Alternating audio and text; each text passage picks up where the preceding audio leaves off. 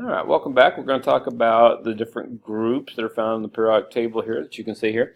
We're going to tell a little bit more about them, why they have the names that they have, and so forth.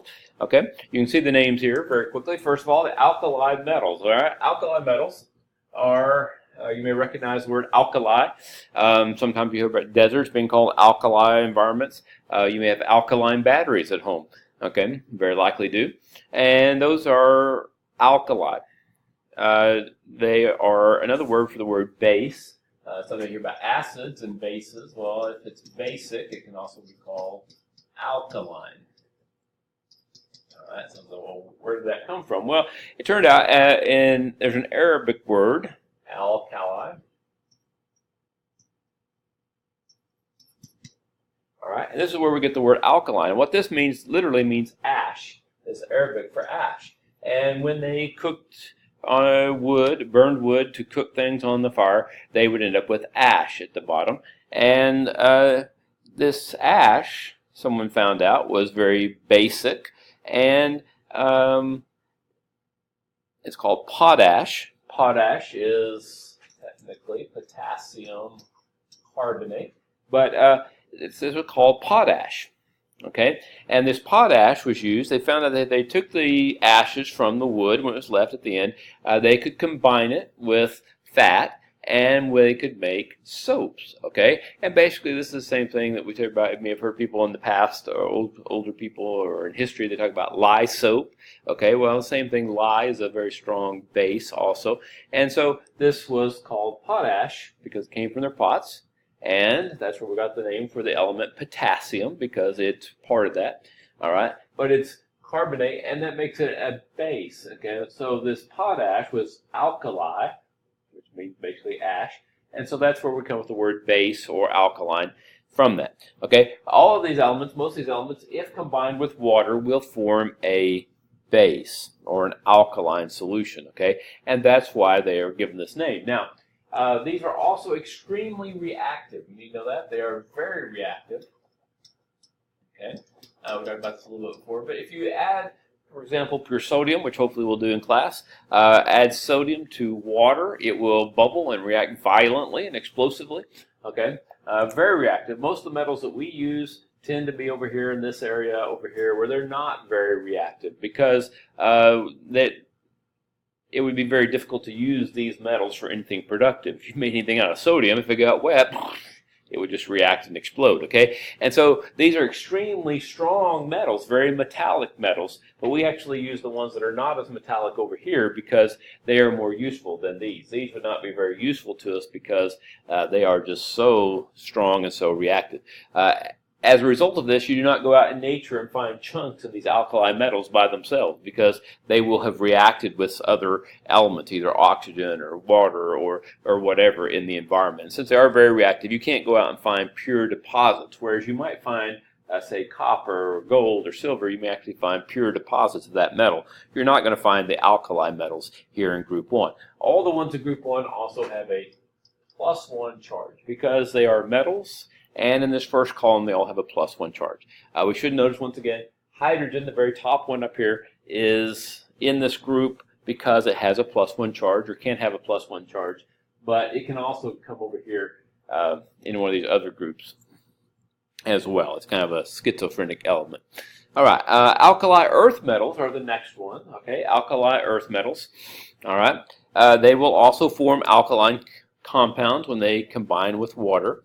Okay, and generally they were called earth because if they tried to melt them in fire, they did not melt, and so they called them earth metals because earth doesn't burn, I guess, or melt anyhow, and so they called them earth metals. But originally, when the original, not say chemists, but actually probably alchemists were messing around with them, they called them earth metals because they did not melt.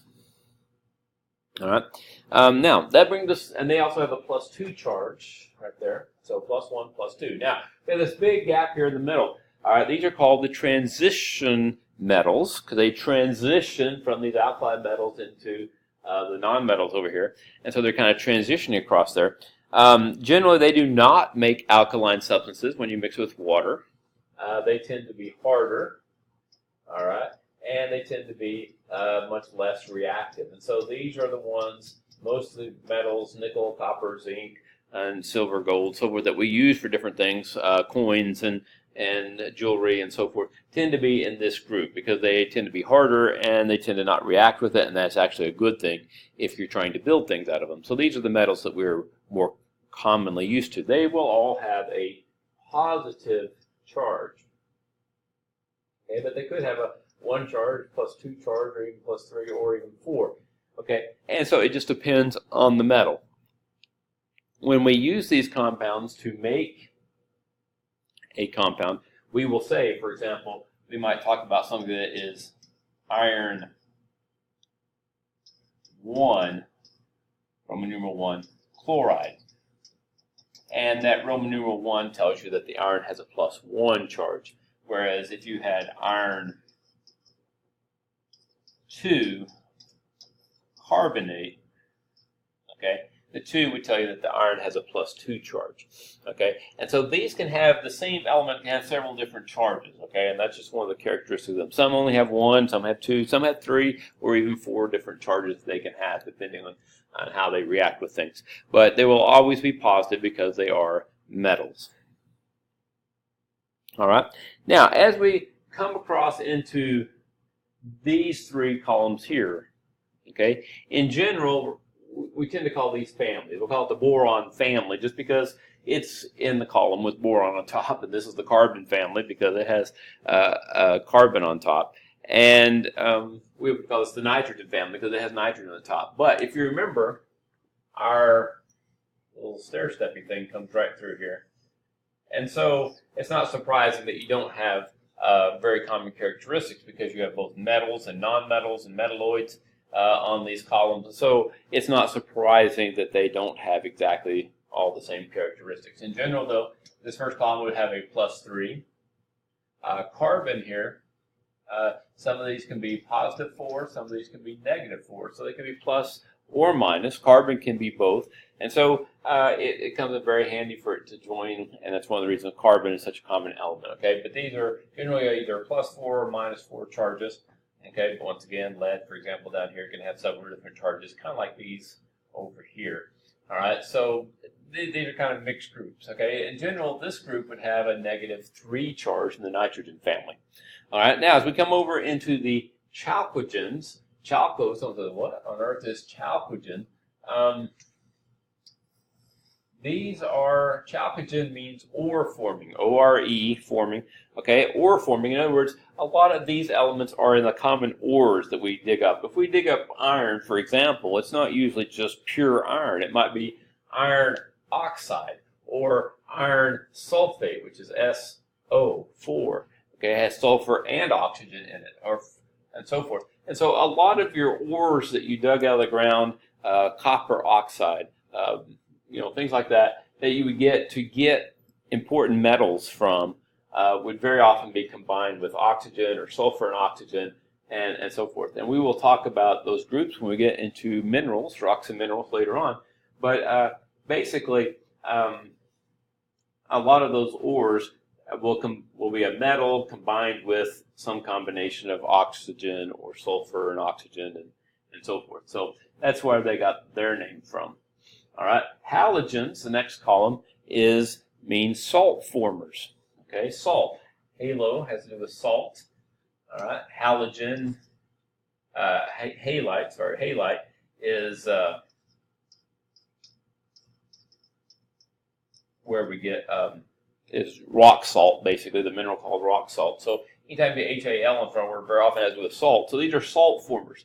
Okay, and some of these in this column, we have fluorine, we have chlorine, bromine, iodine. All of these form different kinds of salts. Potassium iodide, along with iodine, is used to, when we say we paint iodine on somebody, like we used to call it monkey blood when I was growing up. But if you put it on your hand and paint to sterilize and keep from getting an infection somewhere, when they're doing something, giving you a shot or something, they'll wipe it with iodine. That's usually also potassium iodide, which is a salt. Sodium chloride, NaCl, that would be chlorine.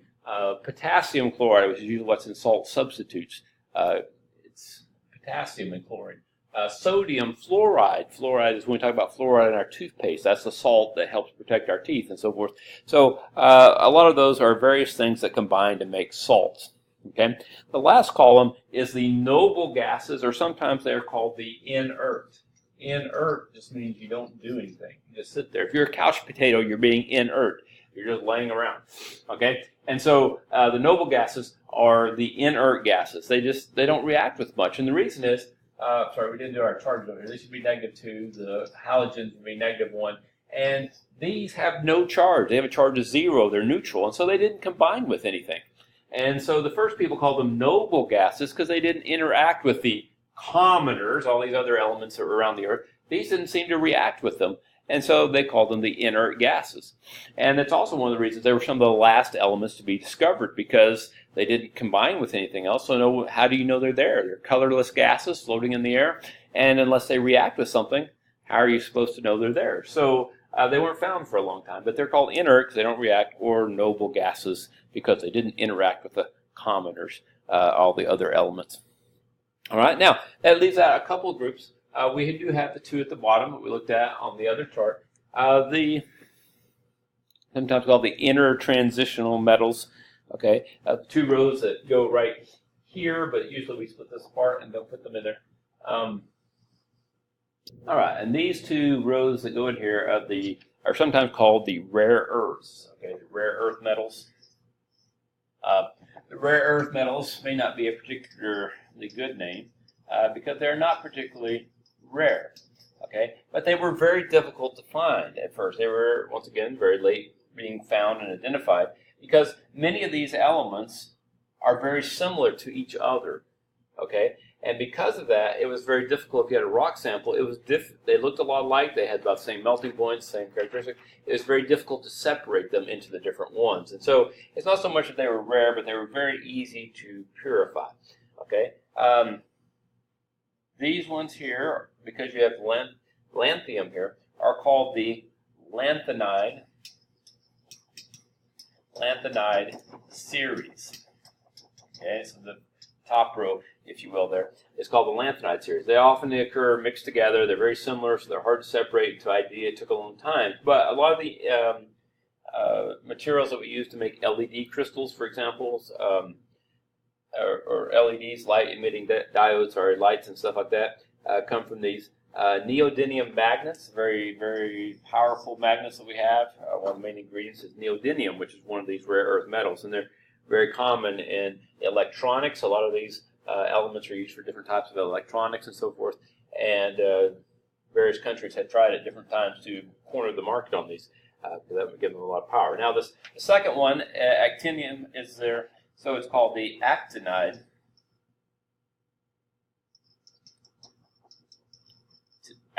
series because the first element is actinium. All right. Actinide series. So the actinide series, basically, once again, same kind of thing, very similar. Most of these, however, after about uranium here, the rest of these are mostly man-made and only exist in a laboratory for a relatively short period of time. Okay, neptunium, plutonium is usually use uranium to make plutonium for nuclear power. We talked about earlier. Americanum, californium, berkelium, curium, and the californium, berkelium, einsteinium, fermium, mendelevium, and so forth. Those are all found in the laboratory, as well as these last ones over here that can come back up on the regular part of the chart. They are very rare, except in the laboratory under conditions for probably milliseconds, not very much time at all. Okay, and so very few of these actually exist in nature. Usually we say there's about 90, because uranium's 92, and there's a couple elements up here that are not found on Earth. Technetium, for example, and gallium are fairly rare. So we say there's usually about 90 elements that are found naturally, and then these ones past 90 tend to be man-made and or synthetic, and man-made and only found in labs, and for some of them are for very, very short periods of time.